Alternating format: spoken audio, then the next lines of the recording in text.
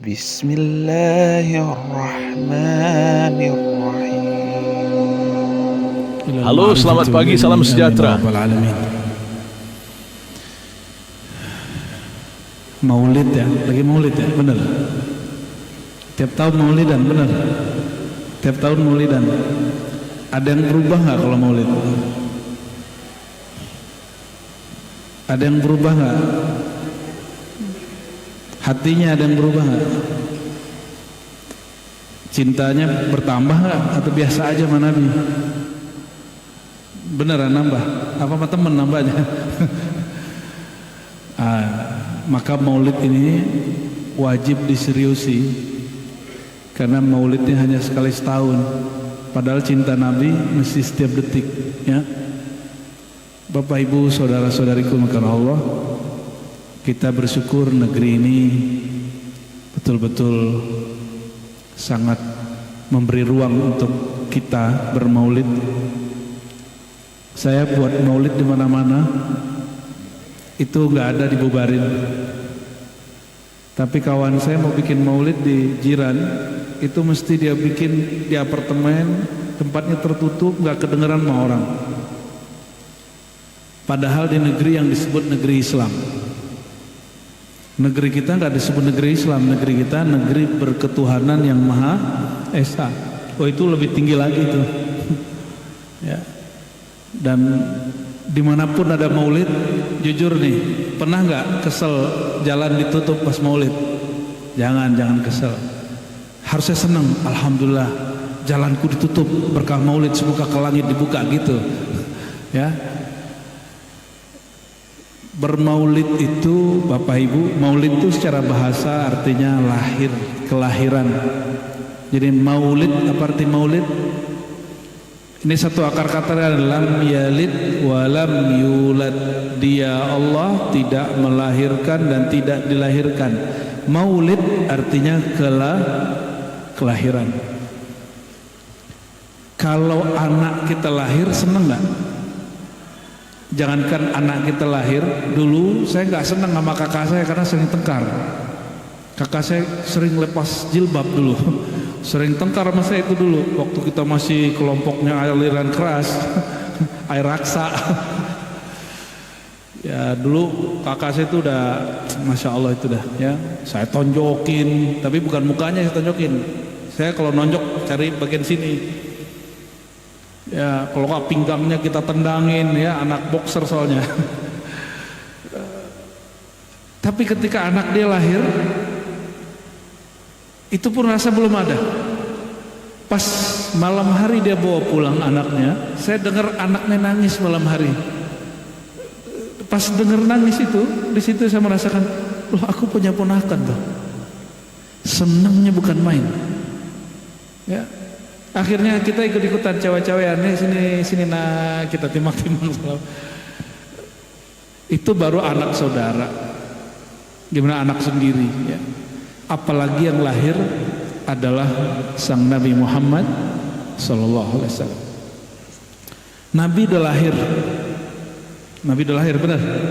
Yang lahir itu Muhammad bin Abdullah. Tapi sang nabinya sudah ada sebelumnya. Sosok manusia bernama Muhammad bin Abdullahnya baru lahir 1440, berapa nih sekarang? 6 tambahin 13 di Mekah, tahun 10 tahun di Madinah, tambahin umurnya ya 40 tahun. Ya kira-kira 1500 tahunan lah sebelum kita.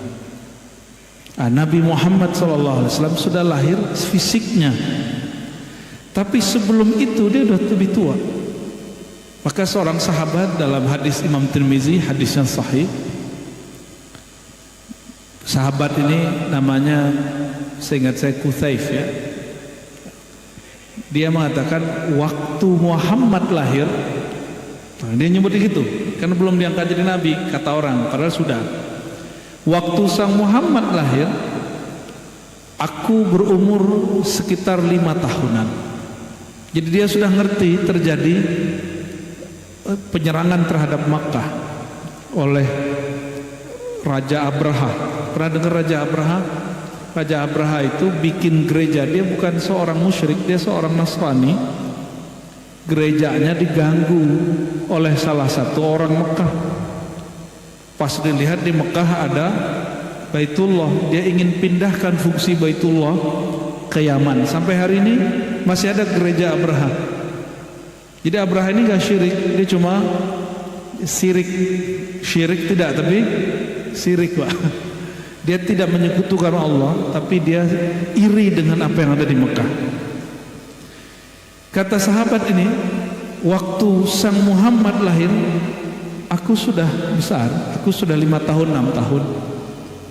Tetapi ketika ditanya, lebih tua kamu apa Muhammad? Begitu pertanyaan orang. Kata beliau, amma ana aqdamu maulida wa huwa aqdam minni wa akbara. Kalau lahir secara fisik aku lebih tua dari Muhammad, tapi secara rohani dia lebih tua daripadaku. Maka Imam Tirmizi di hadis yang lain menyebutkan kisah dari Abu Hurairah. Pernah dengar Abu Hurairah? Abu Hurairah cocok nih sama perusahaan ini. Dia seorang direktur, dia seorang ulama plus pernah jadi karyawan, terus pernah jadi direktur. Tapi lagi enak jadi direktur, dipanggil oleh KPK. KPK-nya saat itu Umar bin Khattab.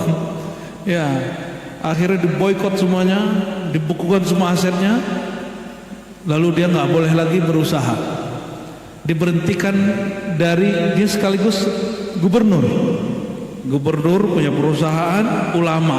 Wah, tiga itu ada sama dia. Kalau saya kan cuma 2 aja Pak, saya dosen, saya guru ngaji, gitu aja. Ya, bisnis belum berani. Saya kalau bikin umroh, saya kerjasama sama orang. Saya nggak mau jadi direktur travel, karena itu urusannya sudah beda.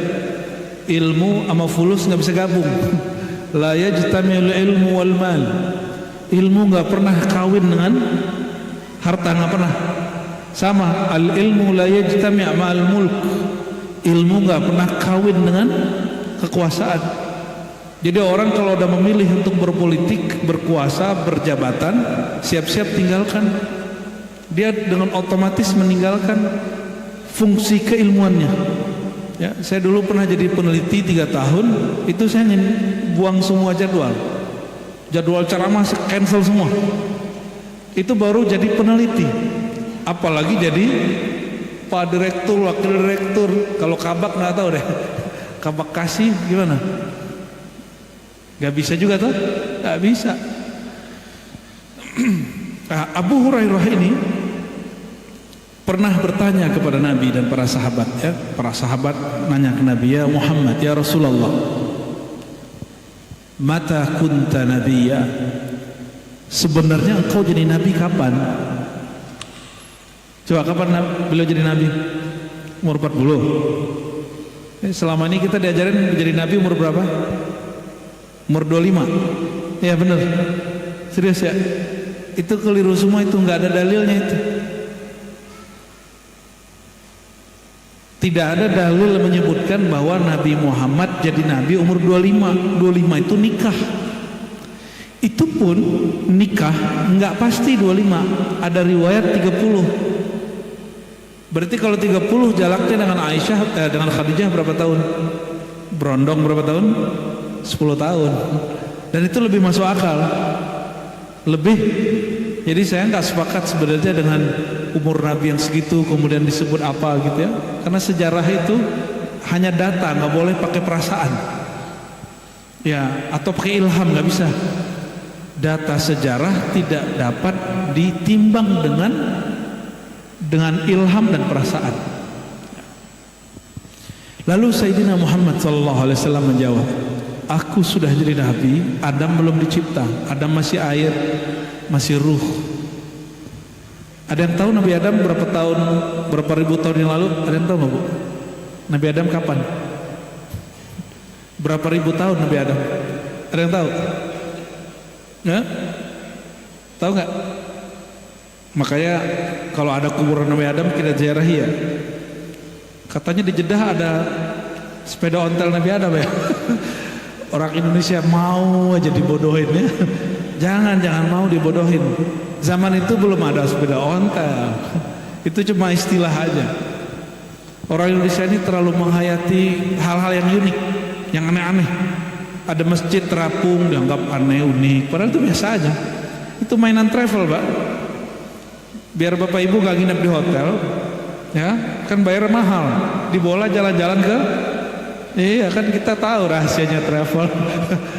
Nanti jangan mau diajak ya. Minta aja nginep di hotel, kan sudah bayar. Ya, biar orang travel nih khidmatnya luar biasa kepada Duyufur Rahman. Baik, jadi Nabi Muhammad itu ketika mengatakan kuntu nabiyan, aku sudah jadi nabi, Adam belum dicipta. Jadi kalau gelar Nabi Adam Abul Bashar, Adam itu bapaknya manusia, bapaknya Nabi Adam siapa? Bapaknya Nabi Adam ya Nabi Muhammad, kira-kira gitu. Karena dia tercipta dari nur Nabi Muhammad sallallahu alaihi wasallam. Jadi Nabi Adam tuh kalau ketemu Nabi Muhammad manggilnya 2 kali. Ya ibni as-salih, wahai ananda yang soleh. Habis itu wa akhi, dan saudaraku, begitu manggilnya, saudara sesama Nabi. Coba perhatikan Nabi Adam.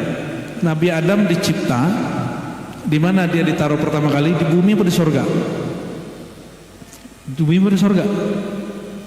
Di surga ya. Setelah dicipta, Nabi Adam itu dipamerkan ke malaikat. Malaikat itu Bapak Ibu itu sudah zikir 18.000 tahun, ada yang 15.000 tahun, ada yang 1.000 tahun. Itu sudah zikiran, sudah beramal, sudah berkiprah, sudah punya jabatan di surga.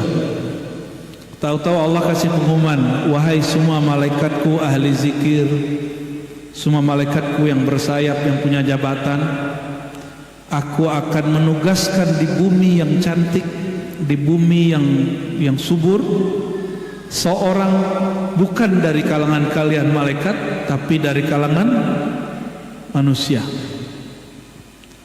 Yang jadi pertanyaan kita, itu ayat surat Al-Baqarah menyebutkan malaikat sudah tahu tabiat manusia. Apa kata malaikat? Ya Allah, apakah engkau mencipta di muka bumi, memerintah di muka bumi orang yang perusak dan suka menumpahkan darah, suka merusak? Nah ini yang mau tanya nih, kerjaan Bapak ini merusak alam gak nih? Mesti ada yang dirusak toh, betul nggak? Bagi malaikat itu merusak. Tapi kalau itu gak dirusak, itu berapa ribu rumah di Bekasi tidak makan, tidak minum. Benar gak? Mungkin hari ini gak ada yang mandi. Bagi malaikat itu merusak, tapi bagi manusia itu kemajuan. Ini gedung-gedung ini dari mana Pak? Batu-batunya dari gunung. Kampung istri saya di Tuban, terus sampingnya Gresik. Gresik itu udah nggak ada gunungnya, gunung semennya udah nggak ada, udah pindah ke. Jadi semen Gresik itu Bapak Ibu itu sekarang ngambilnya dari Tuban dan sekitar. Jadi gunung-gunung Tuban udah nyampe sini nih. Nah, semen apa dulu nih? Katanya patungan Pak Hasan Basri. Pakai semen Gresik nggak? Pas semen Padang. 3 roda, ya sama juga dari sono semua itu. Bagi manusia itu kemajuan, peradaban, bikin pembangunan. Bagi malaikat sebutnya apa? Kehancuran. Gunung yang tadi ada kemudian jadi nggak ada. Saya mau tanya nih Pak Direktur, kalau lagi ada proyek itu apa yang dilakukan ke sungai-sungai? Normalisasi. Itu kan bahasa kerennya. Normalisasi ya. Ada yang inormal pastinya. Malaikat tahu karakter kita. Pertanyaannya, dari mana malaikat tahu manusia perusak dan menumpah darah? Oh ternyata sebelum Nabi Adam kita ini sudah ada Adam sebelumnya. Jadi kita ini nggak tahu Adam keberapa ini, yang Adam bapak kita itu. Jadi malaikat sudah mengenal ada manusia, tapi di zaman itu manusianya belum bertugas sebagai khalifah. Sekarang manusianya sudah bertugas sebagai khalifah. Kalau kita khalifah, khalifah itu pengganti. Apa arti khalifah? Pemimpin menggantikan sebelumnya, itu arti khalifah. Berarti sebelum kita sudah ada yang memimpin di bumi. Siapa yang memimpin di bumi? Ada yang tahu gak? Sebelum kita yang memimpin di bumi disebut Bani Al-Jan. Bani keturunan Al-Jan, raja jin.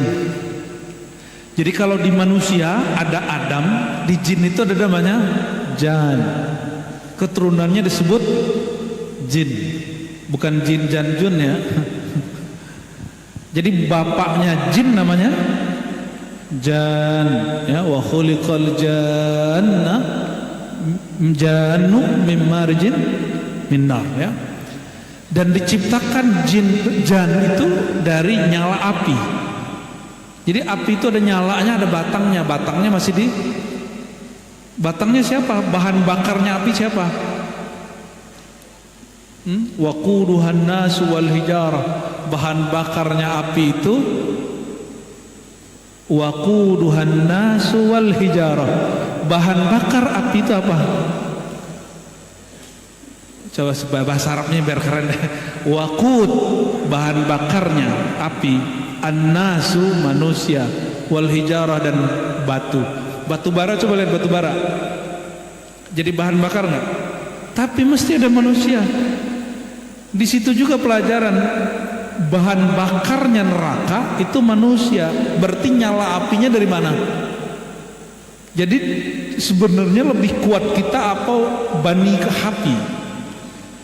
Manusia yang tercipta dari tanah atau jin yang tercipta dari api? Lo apinya jin itu cuma nyala, sedangkan kita bahan bakarnya api. Lebih keren mana, Pak? Makanya jangan takut sama jin. Itu maksudnya begitu, goalnya begitu. Kalau masih takut sama jin, berarti nggak kenal sama asal muasal diri. Itu satu. Yang kedua, khalifah di muka bumi berarti sebelum kita, nah, kelompok jin ini menguasai bumi. Ini beruntung nih Bapak Ibu, kita ini di zaman jin itu nggak nongol. Ada yang lihat jin ya? Pak Hasan Basri karena ngurusin masjid, lihat jin nggak? Kali tasbihnya makan tasbih gitu. Ya orang awam kan senang begitu ya. Ya dikira tasbih itu sakti, yang tasbih itu nggak sakti. Yang sakti itu yang megang tasbih. Tasbih mana benda mati itu. Ya malah ada yang membid'ahkan itu tasbih itu. Kenapa mereka kemudian dibebas tugaskan dan tidak berlanjut mengurus bumi? Karena mereka tiap hari tengkar. Maklum kelan api, gesek dikit bakar, gesek dikit senggol. Nggak kayak gini nih ya. Kalau kesel dikit curhat ya kan, bener ya. Kalau kesel mah curhat ya. Curhatnya di mana? Di sosmed tuh kan nyebelin bener tuh. Jadi kita kalau kesel nggak langsung nyenggol. Kita kalau kesel kita ekspresikan. Itu bedanya manusia dengan ya. Ada yang kesenggol nggak hari ini? Ya. Kalau manusia punya masalah, dia nggak langsung mukul orang. Itu binatang buas. Jin, binatang buas itu begitu. Ya, ada juga kalau banyak masalah makan aja dia. Tapi kalau manusia yang sejati, dia kalau punya masalah, dia obrolin ke orang supaya cari jalan keluarnya. Itu manusia tuh. Tapi jangan salah curhat ya. Ya Pak ya. Jangan biarin istri kita curhat ke selain suaminya. Nanti dia jatuh cinta. Ya, curhat itu kalau kelebihan ke bawah hatinya. Padahal curhat itu cuma menumpahkan masalah. Tapi kalau ke bawah hati bahaya itu. Repotnya bisa 7 turunan itu. Bapak Ibu yang kalau Allah, itu jin gak beres ngurusin bumi. Maka Allah kemudian pernah dengar ada meteor, hujan meteor. Maka sampai hari ini saya ini punya hobi baru. suka sama keris sama pedang-pedang kuno gitu, tapi bukan untuk ritual, sekedar punya aja. Itu yang terbaik justru dari batu meteor. Kok batu meteor ada di sini? Ternyata dulu memang ada hujan meteor. Hujan meteor siapa yang dihancurkan? Itu orang-orang jin-jin yang dulu berkelahi itu. Maka mereka pada lari ke gunung, lari ke air, bener kan? Lari ke goa-goa, ke batu-batu. Makanya sekarang hati-hati tuh yang punya batu tuh. Ya aku juga punya batu, Pak. Makanya hati-hati yang suka hobi naik gunung. Ada yang suka naik gunung? Kalau suka naik gunung, bapak gunungnya suka beda ya. Jangan pernah misah sama teman. Karena begitu kata Nabi, hati-hati jika kamu naik gunung, fa innaha manazilatus syayatin. Itu tempat tinggalnya jin setan. Ya, sama kalau ke sungai-sungai, hati-hati jangan sendiri, kecuali udah temenan sama mereka. Ya, makanya di gunung-gunung, di sungai-sungai orang Bekasi sering dengar namanya buaya putih gitu ya. Itu bukan khurafat, itu beneran disebut jin siluman. Kata Nabi SAW, jin itu terbagi dua. Ada jin yang bisa terbang bersayap, tinggalnya di awan-awan tuh. Hati-hati kalau ada yang zikir terus tiba-tiba badannya merasa keangkat, pikirannya kemana, terbang. Itu jangan-jangan yang bawa jin itu. Ya, bukan malaikat yang bawa, tapi mantan malaikat. Jadi jangan senang dulu kalau zikiran, ketemu makhluk ini, ketemu orang ini. Siapa tahu itu bukan nur malaikat, tapi itu jin yang kamuflase. Maka kita sangat hati-hati untuk masalah pengalaman batin. Hati-hati bener, jangan sampai halu. Ya, tahu halu ya? Yang nggak real di real kan gitu. Ada yang pindah ke air, pindah ke danau-danau. Ya, sampai sekarang saya masih ketemu guru-guru saya itu. Dia kalau dakwah pakai apa? Sampan kecil gitu ya. Selalu ada makhluk buaya, masih ada buaya putih. Putihnya bukan putih yang seperti yang ada di Ragunan itu. Buaya bukan buaya, buaya-buayaan. Kalau ini buaya darat ini. Sebagian. Maksud saya cerita ini apa Bapak Ibu? Kita ini bukan makhluk pertama yang ngurus bumi. Sebelum kita sudah ada makhluk. Sebelum mereka itu sudah ada Nabi Muhammad sallallahu alaihi wasallam. Ya, Nabi Muhammad itu wujud nurnya sudah ada sebelum itu. Maka di kitab Maulid selalu disebut Nuru Muhammad. Nurun ala nur. Tadi baca Maulid di Bai ya. Ya, disebutkan di awal di Bai Allah menciptakan Nur Muhammad jauh sebelum menciptakan alam semesta ini. Jadi Nabi Muhammad SAW kita itu sudah sangat tua sekali. Terus apalagi karena kitalah khalifah di muka bumi, maka kita langsung bertanggung jawab kepada Allah ngurusin alam semesta. Ini kemarin kita habis ngaji ini Pak. Imam Bukhari apa kata beliau? Ma amiltu syai'an illa adattu inda rabbi hujjatan. Aku tidak melakukan sesuatu kecuali aku siapkan hujahnya di sisi Allah. Coba hari ini sudah disiapkan belum hujahnya sisi Allah? Yang megang handphone ditanya nanti di malaikat lagi ngaji, kalian pakai handphone, nyebut nama Rasulullah main handphone, nanti jawabannya gimana? Ya? Sholat telat, apa jawabannya di hadapan Allah nanti? Itu yang disebut hisab. Kata Imam Bukhari, tiadalah aku lakukan sesuatu kecuali aku siapkan hujahnya, alasannya. Kira-kira kalau Bapak Ibu buat sesuatu hari ini, sudah siapin alasan belum di hadapan Allah? Udah nyiapin belum alasannya, kenapa begini, kenapa begitu? Gimana? Udah nyiapin belum? Kerja udah berapa tahun? Yang paling lama berapa tahun nih? Berapa? 30 tahun. 30 tahun Pak, dari Bapak masih cakep bener ya, gak tampan. Sekarang sudah ubanan ya, tapi yang gak berubah hidungnya mancung. Perutnya maju dikit gak? Maju dikit ya.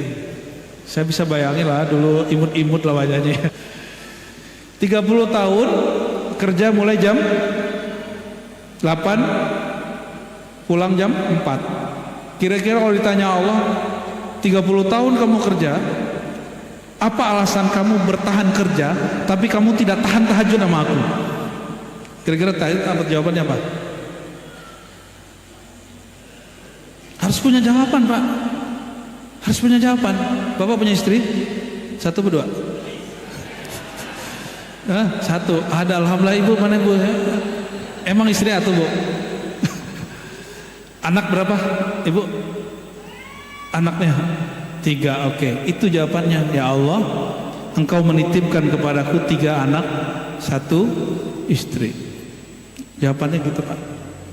Jangan gak punya jawaban. Allah itu suka kalau ada orang punya jawaban. Kenapa? Inna sam'a wal basara, pandangan, pendengaran, hati, semuanya mas'ula, semua ditanya. Kenapa kamu pakai ini? Dulu nggak pakai kacamata kan Pak? Mumpung bisa ditanyain Bu ya. Sampai dari nggak pakai kacamata terus pakai kacamata, asbabnya apa? Nonton bokep apa kerja gitu? Gitu. Karena main YouTube malam-malam hari lampu mati atau kenapa matanya rusak? Kan ini saya ngasih barang ke orang untuk dititipin, boleh dipakai gitu. Tiba-tiba ketika dibalikin rusak. Saya nanya dong, ini rusak nih kenapa? Kalau dia punya alasan kita terima. Pernah nggak sama teman mau nonjok dia, tahu-tahu dia kasih alasan, nggak jadi nonjok loh. Ya. Barang kita dipakai rusak. Kita udah mau marah minta ganti, tahu-tahu dia bilang, "Duh bang, jangan mau ganti, mau makan sehari aja susah bang." Ya. Nggak jadi. Itu pinter-pinternya sahabat Nabi. Pernah dengar sahabat Nabi yang tak harusnya dapat hukuman nggak jadi dapat hukuman. Ini sahabat nafsu besar, duit nggak punya, nikah, ilmu kurang. Tengah hari bulan puasa, nafsu dia lagi naik. Dia gaulilah istrinya. Kalau menggauli istri bulan puasa gimana? Siang puasa karena kafarah, nebus makan 60 miskin. Ya, apa kata Nabi? Kamu wajib bayar kafarah. Dia tanya, ya Rasulullah, itu berapa hari berapa orang gua kasih makan? Ya 60. Kata dia, ya Allah, ini makan seharinya belum tahu mau makan apa nih Rasulullah. Akhirnya ya sudah. Kamu punya ini nggak? Punya nyimpen makanan nggak? Enggak.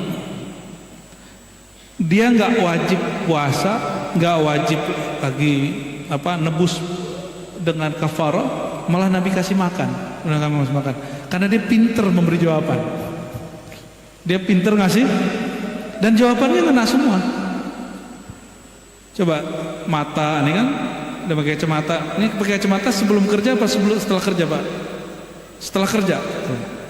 Mesti punya jawaban nanti, ya Allah, ini mataku aku pakai untuk menafkahi anak-anakku. Tapi walaupun aku sibuk, nggak lupa sholat. Di sini berapa waktu berarti di sini? 2 waktu, zuhur sama asar. Coba cek, beneran sholat asar di sini apa pulang duluan? Harus punya alasan. Coba lihat kepalanya pada botak nggak Pak? Mulai botak, mulai putih. Untuk apa kita ngebotakin kepala itu? Mesti ada jawabannya. Nggak boleh enggak. Karena ini punya kita apa punya Allah? Ada seorang ahli ibadah di zaman Bani Israel. Diceritakan Nabi ini kan diperjalankan. Jadi bagi Nabi waktu dahulu dan waktu nanti itu sama. Belum melihatnya sama. Beliau tahu umurnya Nabi Adam, juga tahu nanti kejadian masa depan seperti apa dengan izin Allah tentu. La ya'lamul ghaiba illallah, yang tahu gaib hanya Allah. Dan Nabi Muhammad disertakan dalam pengetahuan itu, diberitahu. Apa kata beliau? Nanti ada orang yang beribadah 500 tahun gak pernah maksiat, Allah kalamkan kepada mereka. Ini hadisnya sahih riwayat Imam Baihaqi. Allah berkata, Allah, wahai hambaku. Nah, ini untuk pelajaran untuk kita semua yang merasa sudah banyak karya, yang merasa sudah banyak kerja. Ini perhatiin hadis ini. Wahai hambaku, masuklah sorga. Wahai hambaku yang sudah ibadah 500 tahun, masuklah sorga dengan kasih sayang rahmatku. Lalu orang ini nanya, ya Rabb, kenapa engkau tidak masukkan aku sorga dengan amalku yang 500 tahun, karyaku 500 tahun? Aku menjadi khalifah engkau di muka bumi 500 tahun. Apa kata Allah? Oh, kamu maunya gitu? Oke. Maka proses hisab langsung dibuka. Orang ini tadinya masuk surga nggak perlu dihisab, karena dia nuntut masuk surga dengan amalnya, maka Allah panggil malaikat hisab.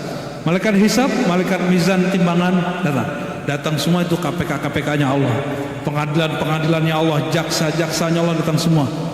Diperiksalah, ambil satu matanya bagian kanan, timbang dengan semua amalnya. Amalnya tadi 500 tahun. Ada yang pernah beramal 500 tahun? Ya, nggak usah.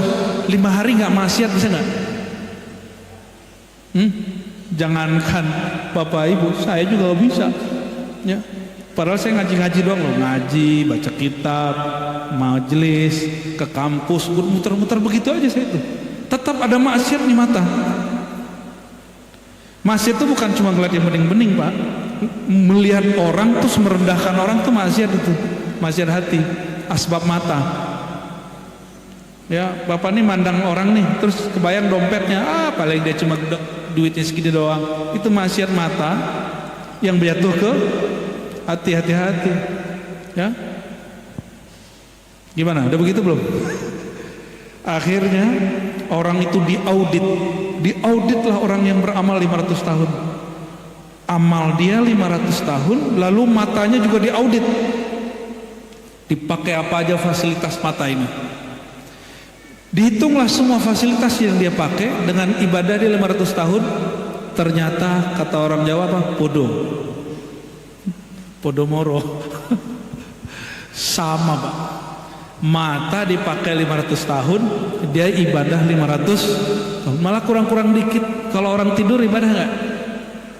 Untungnya orang ini sebelum tidur dia doa, maka dihitung tidurnya ibadah. Malam tadi tidurnya ibadah nggak?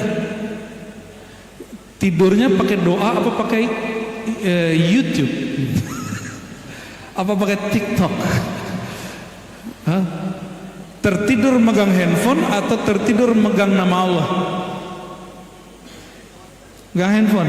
Itu tidur nggak ibadah. Mau malam ini tidurnya dalam ibadah? Taruh handphonenya, baca Bismillah. Bismillah, Bismikallahumma ahya wa amut, atau amutu wa ahya. Itu Bismillah aja. Mau coba? Tapi jangan lagi kerja ya. Mau ibadah dulu Bismillah. Itu bapak-bapak, itu bocoran kita lagi Jumatan. Ini wajah-wajah ibadahnya. Khotib naik, alhamdulillah, ittaqullah, langsung tuh ya, mata dipejam, kepala tertunduk, suara nafas. Tahu-tahu udah selesai, udah khutbah kedua, dicolek-colek, lo bangun. Ya, curi-curi katanya, beban hidup dari Pak Direktur terlalu banyak katanya.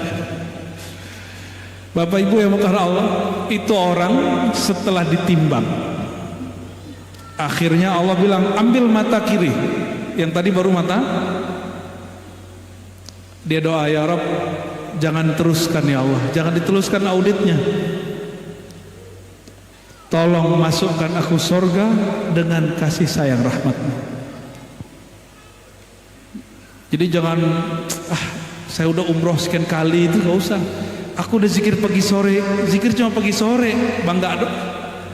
Zikir pagi sore paling lama cuma setengah jam, paling-paling 5 menit udah kabur.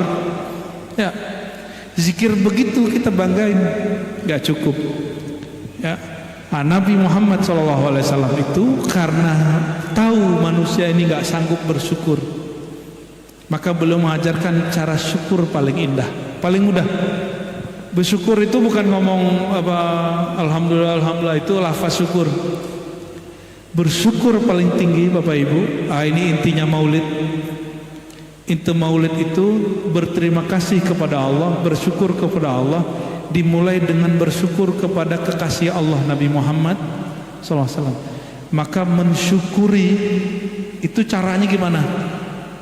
Ini pertanyaan, Ibu, kalau punya hadiah nih, terus dikasih seseorang, senang ke hadiahnya dipakai orang itu? Senang, bener. Tapi kalau dia habis pakai terus bilang, ini gua beli sendiri, kira-kira begitu gimana? Ini hasil jerih payahku loh. Padahal dia dikasih seseorang, kita yang ngasih. Kira-kira kalau gitu gimana, Pak? Kita bilang dia apa?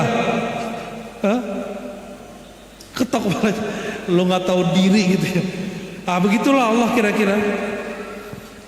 Allah itu memberi hadiah itu dua jenis.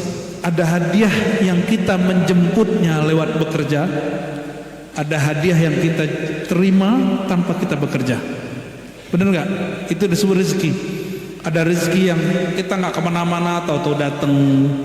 Ada rezeki yang kita mesti jemput di tempat-tempat kita bekerja. Itu semua hadiah dari Allah SWT. Wa mimma razaqnahum yunfikun. Razaqna, kami yang memberi rezeki mereka. Nahnu narzuquhum, kami memberi rezeki mereka. Ya, kami yang memberi rezeki mereka. Jadi yang ngasih rezeki Pak Direktur, Bupati, apa Allah? Jadi kita baik-baiknya sama Allah apa cuma Pak Bupati, Pak Direktur? Mau baik-baikan sama siapa? Ya. Kalau kita dikasih hadiah, kita tunjukin, ya Allah ini punyamu. Hari ini susah nyari kerjaan Pak ya? Masih susah nyari kerjaan? Ini Bapak Ibu alhamdulillah dapat kerjaan. Kerjaan ini karena pinter kita atau karena hadiah dari Allah? Ngecek doang nih orang bersyukur apa enggak nih?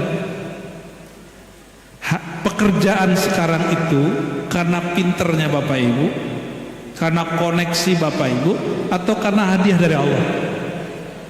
Beneran nih, kalau dikasih hadiah seneng nggak? Pak, kalau nggak seneng kalau nggak kenal orangnya. Dikasih hadiah 500.000 tapi nggak kenal orangnya, bilang dikit. Tapi dikasih hadiah cuma misalnya apa ya, dikasih hadiah donat 50.000, kita tahu yang ngasih orang yang kita suka, gimana? Walaupun kita nggak suka donat, jadi suka Pak Ibu. Jadi cara bersyukur itu wajib mengenal yang memberi. Semua pemberian Allah itu kata Nabi SAW dibagikan lewat aku. Wallahu mu'ti wa ana qasim. Allah lah yang memberi, tapi yang bagi-bagi aku. Ini bagian akhir yang mau saya sampaikan Bapak Ibu. Ini dimanapun majelis maulid saya bacakan kalimat ini supaya menjadi kaidah, menjadi penyemangat saya dan kita semua. Kenapa maulid mesti baca dibai, simtid duror, ya? Kenapa baca solawat-solawat? Kenapa kita mengisahkan Nabi Muhammad SAW? Alasannya sederhana. Ulama ahlu sunnah bersepakat dengan satu kalimat ini. Fi kulli dzikri salihin tanzilur rahmah atau rahmat. Setiap disebut orang yang soleh, turunlah rahmat. Makhluk paling soleh siapa? Nabi Yuna Muhammad, ya, Nabi kita Muhammad SAW. Setiap disebut nama orang soleh, turun rahmat.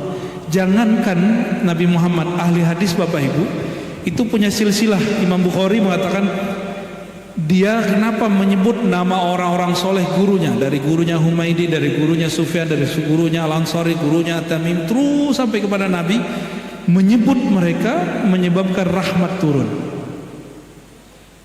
Ya, rahmat jadi turun. Kenapa? Menyebut nama orang soleh itu tanda syukur pertama kepada Allah. Bersyukur kepada Allah mesti melalui makhluk. Ya, kalau orang sudah sadar, ya, bahwa pemberiannya dari Allah, rezekinya dari Allah. Kira-kira kalau Allah meminta nanti dikembaliin berat nggak? Serius? Allah mengatakan 2,5% aja gitu, dikeluarin nggak? Berat ya? Kalau berat berarti merasa punya dong. Nah, coba ilustrasi nih. Saya pinjemin bapak mobil 2 bulan, habis 2 bulan saya tarik. Kata bapak gimana? Kan sudah 2 bulan sama saya, punya saya dong, gitu nggak? Orang begitu tuh orang apa? Banyak manusia mengira kalau rezekinya udah lama sama dia, jadi punya dia. Bapak ibu ini punya duit di rekening, itu bukan rezeki kita. Rezeki kita yang kita beliin. Maka jangan pelit sama badan, ya. Ini kan badannya sudah mulai sakit-sakitan nih sebagian.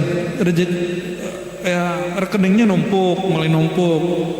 Dikira bakal memperkaya, enggak, belum tentu. Ya, ini saya husnuzon nih Pak, tapi sebagian kayaknya enggak juga sih.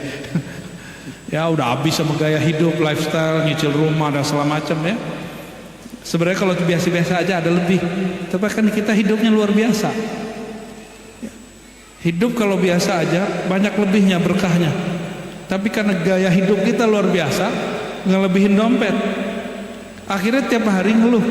Disitulah mulai, mohon maaf, semoga di sini tidak ada korupsi karena katanya semuanya muslim semua ya. Ya, amin. Ya, amin. Ya. Dan saya dengar nggak ada karyawan non muslim, ada dulu katanya, sekarang udah enggak. Tunjukin kalau emang karyawan muslim kerjaannya lebih oke daripada non muslim, katanya umat Nabi Muhammad SAW. Tunjukin kalau orang bermaulid semangat kerjanya lebih kuat dari orang yang tidak mengenal Nabi Muhammad SAW. Tunjukin kalau emang kita bernabikan Nabi Muhammad, berimamkan Nabi Muhammad, sifat amanah, sifat jujur jadi wirid. Ada wirid tanpa membaca, amanah dan jujur, nggak perlu membaca Pak. Ada orang wiridan sholawat 1000 kali tapi besok kerja nggak jujur, itu wiridan nggak dia? Wiridannya batal. Ada orang sholatnya setiap duha 12 rakaat tapi kerjaannya nggak dikerjain. Sholat duha di waktu kerja itu masuk nggak? Orang kerja dia sholat duha, kerjaannya ditinggal, itu soleh apa solmet? Ya solmet nanti marah sama kita ya. Itu soleh apa jahil? Bukan jahil, jahil. Itu jahil. Sholat duha itu sunnah. Kalau kerja wajib gak? Bener. Kerja wajib? Ya wajib lah kan, menafkahi. Ini kerjanya pakai kontrak gak? Kalau kontrak berarti ada perjanjian di situ. Maka bekerja itu bagian dari menepati janji. Ciri-ciri pewaris nur Nabi Muhammad SAW. Jadi nur Nabi itu 4 aja Pak. Nur yang 4 yang bisa kita tiru. Sifat Nabi yang 4 apa aja itu? Sidik, jujur, amanah. Amanah itu apa? Terpercaya. Ketiga, ya fatonah, cerdas. Yang ke tabligh. Tabligh ini untuk saya aja. Itu Bapak nggak usah, itu Ibu nggak usah. Ya. Ambil 2 aja, sidik, amanah. Kalau pinter semua kan repot. Ya, yang pinter ya pimpinan aja deh, mau pengawas. Ya, jangan semuanya pinter, ini keminter. Karena orang pinter tuh suka nyari kesalahan. Tapi orang paling pinter bukan nyari kesalahan, nyari penyelesaian masalah. Ya, semoga pimpinannya bukan yang keminter, tapi yang benar-benar pinter. Ya.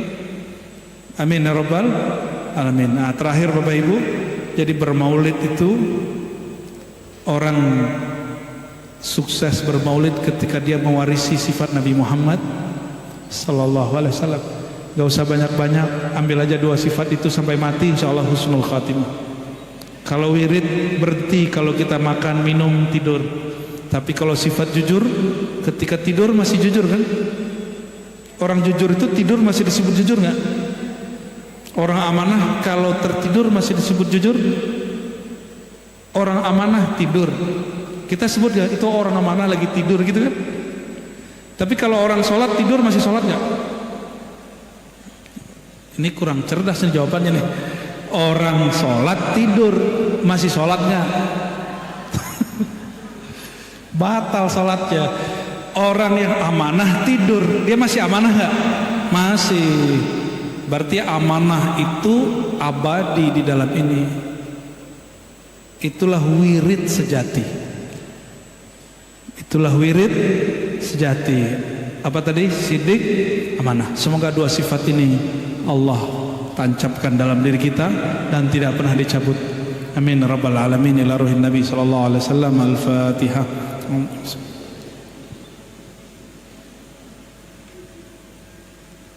Na'udzu billahi minasyaitonir rajim. Bismillahirrahmanirrahim. Allahumma ya Rahmanir Rahim, ya Karim, ya Sami', ya Basir. Ya Allah yang Maha mendengar, yang Maha melihat. Shalli ala nabiyina Muhammad. Sampaikan salam kami, rindu kami ini kepada Sayyidina Muhammad sallallahu alaihi wasallam. Allahumma ya Allah, inna ihtafalna bi maulidi habibika. Ya Allah, kami sedang mengadakan maulid kekasih Engkau Nabi Muhammad sallallahu alaihi wasallam. Ingin menunjukkan rasa syukur kepada Engkau dengan memaulidkan Nabi Muhammad SAW. Maka ya Allah, afrighna waj'al lana sifat as-sabr. Tolong berikan kami satu sifat sabar, sifat syukur, sifat amanah, sifat jujur. Amin rabbal alamin. Allahumma ya muqallibal qulub, ya Allah yang membolak-balik hati kami, mohon bukakan hati untuk mendengarkan kebenaran. Ya Allah, kami ini sibuk atau mungkin pura-pura sibuk atau sok sibuk. Di rumah kami sibuk dengan mainan-mainan kami. Di tempat kerja pun kami sibuk dengan mainan-mainan dan pekerjaan kami. Dan kami ternyata ketika Engkau bangunkan 2/3 malam, kami pun tertidur kelelahan. Inna nasta'fuka ya Allah, mohon ampunkan kami yang sok sibuk untuk menyembah Engkau ya Allah. Ampunkan diri kami ini yang sedikit berwirid dan beribadah kepada Engkau ya Allah. Allahumma ya Allah ya muqallibal qulub, jaga Engkau melihat hati kami ada noda-noda daripada emosi, sifat yang pemarah, sifat yang berburuk sangka. Mohon ya Allah, ubahlah hati kami menjadi sifat yang positif, menjadi penyabar, menjadi berbaik sangka. Allahumma ya Allah, in ra'aita fina kasla farzuqna nasyata. Jika Engkau melihat dalam diri kami ada penyakit malas, penyakit yang sulit untuk dibentuk, maka mohon ya Allah dengan keagungan-Mu ya Jabbar, ya Maha mengubah hati manusia. Ubahlah hati kami yang pemalas ini menjadi rajin. Ubahlah diri kami yang tidak mau berbuat positif ini menjadi berbuat yang lebih baik. Allahumma arsyidna ilaik. Ya Allah, jadikan pekerjaan kami, ibadah kami, mencari nafkah kami, berkeluarga kami, hari-hari kami hanya untuk Engkau ya Allah. Allahumma ya Allah, qad ishtabahat fi qulubina ma siwak. Ya Allah, kalbu kami kadang terganggu, tersita oleh selain Engkau, oleh persoalan di kantor, persoalan di tempat kerja, persoalan di rumah, di masyarakat. Kadang-kadang kami lupa mengingat Engkau ya Allah. Ya Allah, jika kami lupa, jika kami lalai, jika kami maksiat, fadzakirna ya Allah birahmatika wa bilutfika. Ya Allah, mohon jika Engkau menegur, tegurlah kami dengan kelembutan-Mu. Jangan tegur kami dengan penyakit, jangan tegur kami dengan kesusahan, jangan tegur kami dengan kebangkrutan. Tegurlah kami dengan rahman rahim-Mu ya Allah. Allahumma ja'alna mimman syakara ala ma razaqtana wa sabara ala ma asabtana. Ya Allah, jadikan kami dua saja, bersyukur kepada yang Engkau beri, bersabar terhadap yang Engkau uji. Dan jadikan kami, semua kawan-kawan kami yang hadir, yang bekerja di sini, orang-orang yang Engkau tanamkan dua sifat dari dalam dirinya, sifat siddiq yang jujur, sifat amanah terpercaya. Ya Allah, amitna ala hadaini sifatain. Alhamdulillahi Rabbil Alamin.